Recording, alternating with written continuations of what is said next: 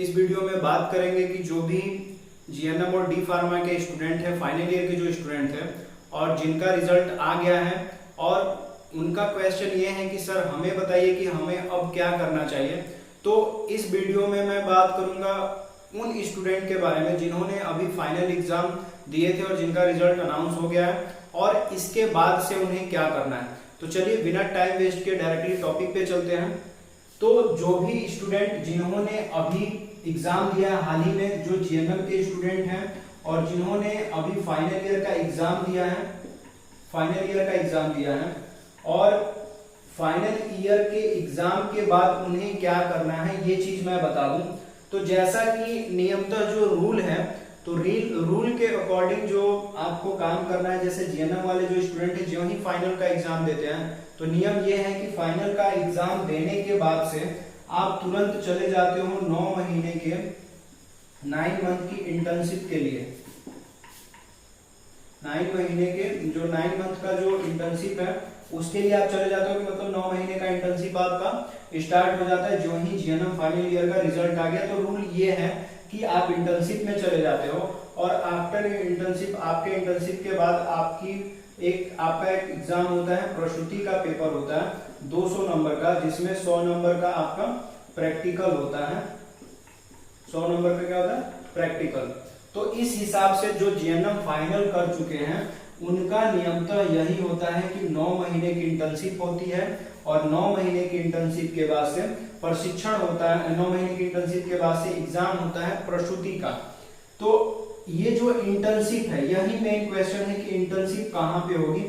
लेकिन अभी आप देखिएगा थोड़ा सा बदलाव हो गया, क्योंकि मैंने कहा था कि जैसे सेशन लेट हो गया तो एग्जाम आपका पहले हो सकता है। तो इस बार जो सेशन 2018 मतलब कि 2018 और 19 में जो स्टूडेंट ने फर्स्ट ईयर में अपना एडमिशन लिया था उनका एग्जाम जून में हुआ है फाइनल ईयर का और रिजल्ट आ गया है। तो आपके लिए एक खुशी की बात भी कह सकते हैं, चिंता की बात कर सकते हैं कि जो बच्चे पढ़ने वाले जिन्होंने तैयारी नहीं की है तो उनके लिए तो एक तरह से मतलब कि दुख की बात है कि फिर से आपका एग्जाम बिना इंटर्न कराए ही आपका फाइनल के बाद से प्रसूति का भी पेपर आपका अक्टूबर में होगा और इंटर्नशिप आपसे अभी नहीं कराई गई है, तो डायरेक्ट आपका प्रसूति का भी पेपर होगा। लेकिन अगर आपके कॉलेज में ये हुआ कि रिजल्ट आने के जस्ट बाद आपको इंटर्न में भेजा गया, तो 2-3 महीने की जो इंटर्न हो रही है वो काउंटेबल हो जाएगा। तो 9 महीने की आपकी इंटर्न करानी है। कई कॉलेज ये सोच रहे हैं कि जब प्रसूति के पेपर का रिजल्ट आ जाएगा तब 9 महीने की इंटर्न कराएंगे, और 9 महीने की जो इंटर्नशिप है वो साफ साफ मैं आपको बता दूं, आप बीएमएस कॉलेज से करेंगे तभी मान्य होगा या किसी आयुर्वेदिक हॉस्पिटल से करेंगे तभी मान्य होगा, नहीं तो राजकीय आयुर्वेदिक संस्थान लखनऊ से आप करेंगे तो मान्य होगा। और वो बिल्कुल निशुल्क है। आप इंटर्नशिप आप अपने खर्चे पे जा करके आप रूम लीजिए या वहां पे रहने की व्यवस्था कर लीजिए, बाकी आपसे कोई शुल्क नहीं लिया जाएगा। आप राजकीय आयुर्वेद संस्थान जो लखनऊ है वहां पे जाकर के आप इंटर्नशिप करेंगे, तो बोर्ड आपके इंटर्नशिप के लिए वो प्लेस वहां पे उन्होंने बना रखा है। उन्होंने वही चीज लिखित में दिया हुआ है कि राजकीय आयुर्वेदिक संस्थान लखनऊ से ही आपकी इंटर्नशिप जो प्रशिक्षण है 9 महीने का करना है, तो आप वहां से कर सकते हैं। वो सही है, लिखित में और नियमतः वही होना चाहिए। लेकिन कॉलेज ने, बहुत सारे कॉलेज हैं जिन्होंने आयुर्वेद की मान्यता उत्तर प्रदेश में ली हुई है और वो अपने हिसाब से इंटर्नशिप कहीं से करा देते हैं और हमें नहीं समझ में आता है कि रजिस्ट्रेशन वो आपका किस तरह से कराते हैं। ये चीजें बहुत सारी गलत चीजें भी हो रही है जिस पे मैं बात करना नहीं चाहता हूँ। तो वो कॉलेज कहाँ से इंटर्नशिप करा रहे हैं, किस तरह से इंटर्नशिप कराने के बाद से आपका रजिस्ट्रेशन हो जा रहा है, वो उनके ऊपर छोड़ देते हैं। लेकिन जो नियमता है मैं उसकी बात कर रहा हूँ कि बीएमएस कॉलेज से आप कीजिए या राजकीय आयुर्वेदिक संस्थान जो आपका लखनऊ है वहां से आप इंटर्नशिप करेंगे 9 महीने की। तो 9 महीने की इंटर्नशिप के बाद से प्रसूति का पेपर होगा। जब आप पास कर जाओगे तो सभी जो सर्टिफिकेट थे आपके डिप्लोमा वाले, वो सभी सर्टिफिकेट, हाई स्कूल और इंटर की मार्कशीट और जो भी डॉक्यूमेंट है वो सब लेकर के आप रजिस्ट्रेशन करेंगे। आप इसकी ऑफिशियल वेबसाइट पे जाएंगे, वहां से नर्स की जो उपचारिका के लिए रजिस्ट्रेशन है, रजिस्ट्रेशन के लिए आप अप्लाई करोगे। उसके बाद से आप कुछ दिनों बाद से हार्ड कॉपी या फिर अपलोड करते हो, वहां से फिर आपके होम एड्रेस पे जो रजिस्ट्रेशन का डॉक्यूमेंट है वो स्पीड पोस्ट बोर्ड द्वारा कर दिया जाता है। तो ये प्रोसेस है और ये एक सही तरीका है जिससे आपको अपना रजिस्ट्रेशन मिल जाएगा फाइनल के बाद। तो जैसा कि मैंने बताया, जो 2018-19 में जिस बच्चों ने एडमिशन लिया था वो अब फाइनल का एग्जाम दे चुके, रिजल्ट आ गया और उसके बाद से डायरेक्ट बिना इंटर्नशिप के, अभी इंटर्नशिप की टाइमिंग अभी कंप्लीट नहीं हुई, क्योंकि जब आप जून में एग्जाम करा रहे हो तो इंटर्नशिप के लिए अभी आपने 9 महीने कहाँ दिए, तो इसलिए बिना इंटर्नशिप के आपका प्रसूति का भी पेपर हो जाएगा और हो सके तो प्रसूति के पेपर के बाद से कॉलेज वाले आपका इंटर्नशिप कराएं, लेकिन जो नियम था मैंने वो बता दिया। तो 2018-19 वाले बैच के जो बच्चे उनका प्रसूति का पेपर भी इसी बार होगा और इंटर्नशिप का मैंने बता दिया कि 9 महीने की इंटर्नशिप आपकी होनी है, 6 महीने की नहीं होनी है। कितने महीने की? 9 महीने की इंटर्नशिप होनी है और वो या तो बीएमएस कॉलेज से कीजिए, आयुर्वेदिक अस्पताल से कीजिए, या मेन जो आपको लिखित में दिया गया है कि राजकीय आयुर्वेदिक संस्थान लखनऊ से कीजिए। तो ये तो हो गई आपके जीएन बात हो गई। अभी एक चीज और बता दूं मैं आपको कि जो 2017-18 में जिन्होंने एडमिशन लिया था जीएनएम में जिन स्टूडेंट ने 2017 और 18 में एडमिशन लिया था, तो 2017 और 18 में एडमिशन लिया था तो इस हिसाब से इनका प्रसूति का पेपर हो गया है और जो जिनका पूरक लगा मतलब जिनका बैक पेपर लगा उनका अब अक्टूबर में एग्जाम होगा।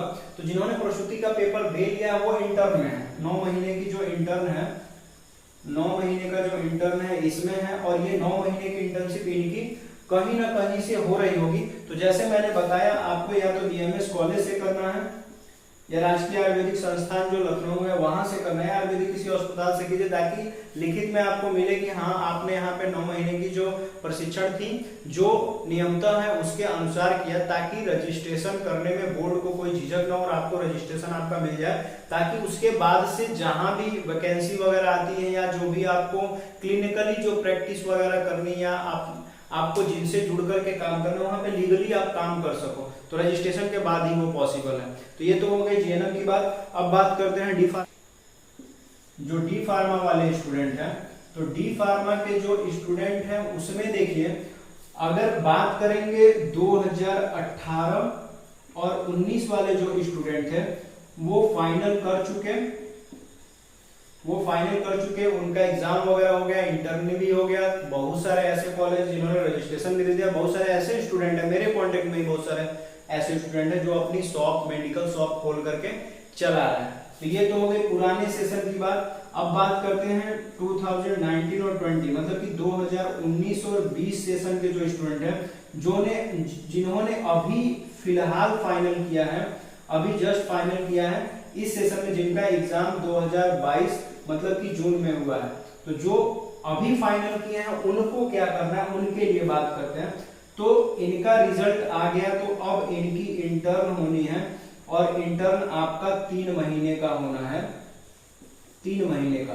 तो ये इंटर्नशिप जैसा जीएनएम में है इंटर्नशिप का, उसी तरह से जो 3 महीने की इंटर्नशिप है वो भी आपका किसी बीएमएस कॉलेज से या किसी आयुर्वेदिक हॉस्पिटल से होगा, तभी मान्य होगा, तभी एप्लीकेबल होगा। और जब वो इंटर्नशिप आप कंप्लीट करोगे तो उसमें ये भी ध्यान देना है कि 3 महीने मतलब 90 दिन का जो इंटर्नशिप है आपका, उसमें 45 दिन आपको दवा विभाग में और 45 दिन आपको चिकित्सा विभाग में मतलब कि क्लिनिकली प्रैक्टिस के लिए 45 दिन और 45 दिन ड्रग प्रैक्टिस के लिए मतलब औषधि वितरण या औषधि देने के लिए आपको प्रैक्टिस लेनी पड़ेगी। तो ये दोनों के अलग अलग डॉक्यूमेंट चाहिए और ये जब इंटर्न आपके 90 दिन के कंप्लीट हो जाएंगे तब जाकर के आप उस डॉक्यूमेंट को लेकर के जिसमें लिखित में दिया हुआ है कि आपने 3 महीने की इंटर्नशिप कंप्लीट की है 45 दिनों की अलग अलग विभागों में, तो उसी के आधार पे आपका रजिस्ट्रेशन होगा और उस रजिस्ट्रेशन के बाद आप लीगली अपना जो शॉप है खोल पाओगे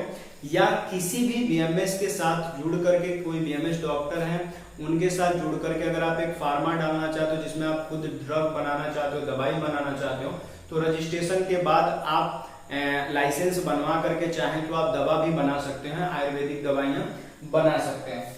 तो ये चीजें हो गई कि इस तरह से आप लाइसेंस लोगे और दवाई बेच पाओगे। तो दिमाग में ये चीज रखिएगा कि अगर स्टोर ओपन करेंगे तो उसमें आयुर्वेद की मेडिसिन ही होनी है, एलोपैथ की कोई मेडिसिन नहीं होनी है। अगर एलोपैथ की दवा आपको रखनी है तो फिर लीगली फिर यही चीज होगी कि फिर आपको लाइसेंस बनवाना पड़ेगा एलोपैथ के लिए, जो कि बहुत झमेले वाली चीज हो जाएगी, जिसमें बहुत सारे पैसे डिमांड किए जाएंगे।